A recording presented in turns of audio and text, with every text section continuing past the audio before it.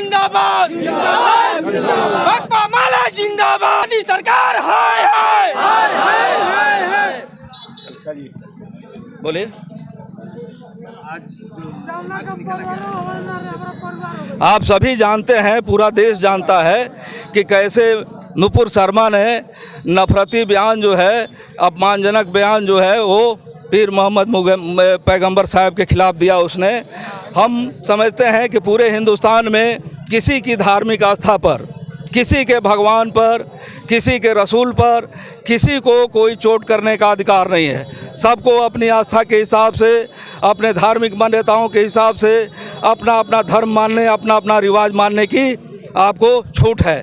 लेकिन ये मोदी सरकार में जो भाजपा के राष्ट्रीय प्रवक्ता हैं वो मोहम्मद साहब के खिलाफ में अपमानजनक बात करके, और वो पूरी तरह से आपको सुरक्षित हैं। पूरे देश में वो नफरती वातावरण बना रहे हैं। और मोदी की जो सरकार है वो मोदी की सरकार पूरी उनकी संरक्षण बनी हुई है, संरक्षक बनी हुई है। इससे तो निकाल दिया गया है। ये पार्टी की कार्रवाई अलग है और कानूनी कार्रवाई अलग है। कानूनी कार्रवाई की कोई अपराध करता है तो उस पर कानूनी कार्रवाई होगी।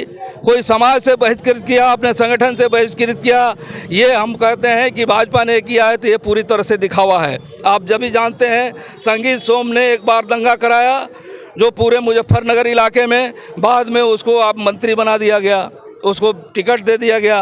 तो ये जो इतिहास है भाजपा का कि वो तमाम दंगाइयों को, अपराधियों को चुन चुन करके और वो टिकट देते हैं, तमाम क्रिमिनलों को टिकट देते हैं और जनता पर जो है आतंक का राज कायम करते हैं। तो ये काम जो है उनके द्वारा हो रहा है। तो हम ये कहना चाहते हैं कि आप जो नुपुर शर्मा का मामला प्रकरण सामने में आया, हम आपसे कहना चाहेंगे ये पूरी नफरती राजनीति है और इस नफरती राजनीति के खिलाफ पूरे हिंदुस्तान को एकजुट होने की ज़रूरत है। ये 5 साल के लिए या 1 साल के लिए आप नेताजी बन जाते हैं, विधायक एमएलए एमपी बन जाते हैं तो आप मतलब पेंशन पक जाता है। तो इसको ये तो सरकार से पूछिए, इस सरकार से पूछिए जिसने सेना के तमाम रिटायर्ड पदाधिकारियों को, वो रिटायर्ड पदाधिकारियों को उसने सम्मेलन करके रेवाड़ी में उसने ये घोषणा की 1 रैंक 1 पेंशन, और पूरे सैनिक समाज उनके साथ था।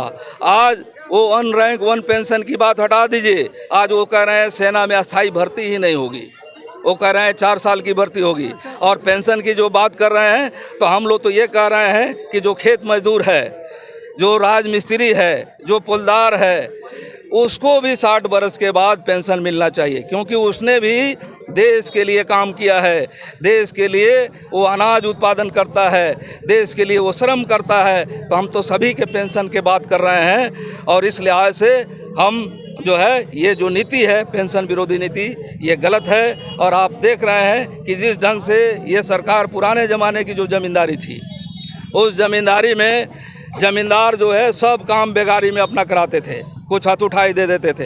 तो ये मोदी की सरकार जो है ठीक उसी ढंग से कुछ हाथ उठाई दे करके, वो आशा कर्मी है तो उनका कोई नियत वेतनमान नहीं है, उनको प्रोत्साहन राशि मिलेगा, आंगनबाड़ी को 5-6 हज़ार रुपया दे करके उनको सल्टा देना है। ये विकास मित्र है तो ये जो है वन मित्र है, तो कोई जो है आवास मित्र है।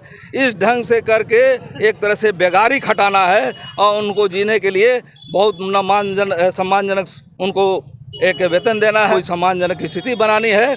तो ठीक उसी ढंग से देश का नौजवान है जो सीमा पर लड़ते थे, उनकी भी स्थिति इन्होंने ये बना दिया है कि 4 साल के लिए रहेगा और 3 साल बाद हटा दिया जाएगा, 4 साल बाद हटा दिया जाएगा, उसमें से 75% लोगों को।